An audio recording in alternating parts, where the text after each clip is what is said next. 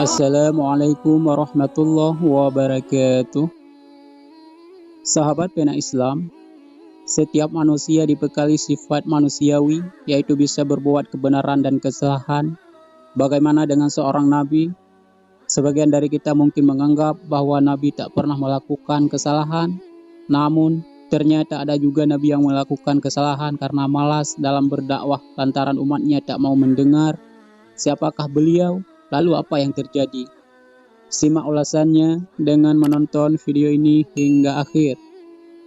Sahabat pena Islam, Nabi Yunus alaihi salam termasuk orang yang soleh.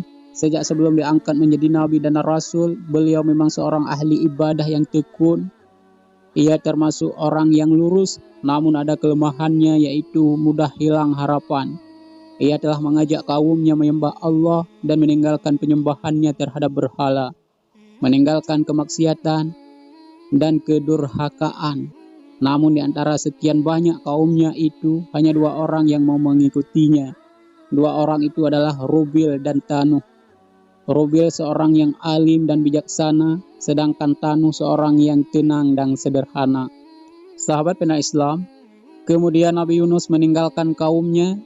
Nabi Yunus mengancam kaumnya bahwa jika dalam tempo 30 hari tidak mau bertobat kepada Allah, maka akan diturunkan siksa. Allah mencela batas waktu itu dan supaya ditambah 10 hari, dengan demikian turunnya siksa itu menjadi 40 hari. Ia kembali kepada kaumnya untuk menyampaikan bahwa tenggang waktu bagi mereka ditambah 10 hari.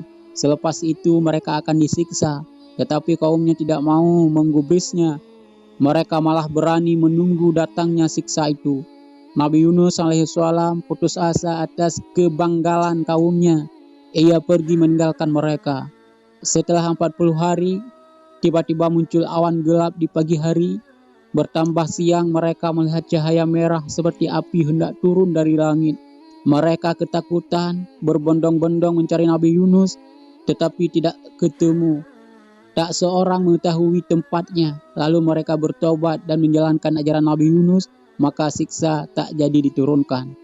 Nabi Yunus tak tahu harus pergi kemana. Tiba di tepi laut menumpang sebuah kapal. Penumpang kapal sebenarnya sudah banyak. Ketika tiba-tiba di tengah laut, kapal itu oleng dihantam ombak.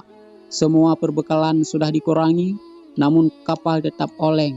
Nahkoda memutuskan untuk melempar salah seorang penumpang ke laut. Diadakan undian, diundi 3 kali, selalu nama Yunus yang keluar. Tak dapat ditolak lagi, maka Nabi Yunus terlempar ke tengah laut. Allah tidak menghendaki rasulnya binasa. Seekor ikan paus besar diperintahkan untuk menelan Nabi Yunus. Di dalam perut ikan itulah Nabi Yunus sadar akan kesalahannya karena telah meninggalkan kaumnya. Ia berdoa kepada Allah dan bertaubat kepadanya. Ya Allah, tiada Tuhan selain Engkau. Maha suci Tuhan, sesungguhnya aku telah menganiaya diriku sendiri dan aku termasuk golongan orang yang zalim. Atas kesungguhannya dalam berdoa dan karena rahmat Allah, maka Nabi Yunus dikeluarkan dari perut ikan paus. Ia tiba di tepi pantai dalam keadaan sakit dan lemah. Setelah Allah mengembalikan kekuatan dan kesehatan, maka ia segera kembali kepada kaumnya. Ternyata kaumnya itu menyambut kedatangannya dengan gembira. Tak kurang dari 100.000 orang telah diseru Nabi Yunus untuk menyembah Allah. Karena kaumnya menurut dan bersedia diajak beribadah kepada Allah, maka Allah memberikan kelapangan dan ketenteraman hidup dan kesenangan selama beberapa masa. Hanya di sini saja video kali ini. Semoga bermanfaat. Assalamualaikum warahmatullahi wabarakatuh.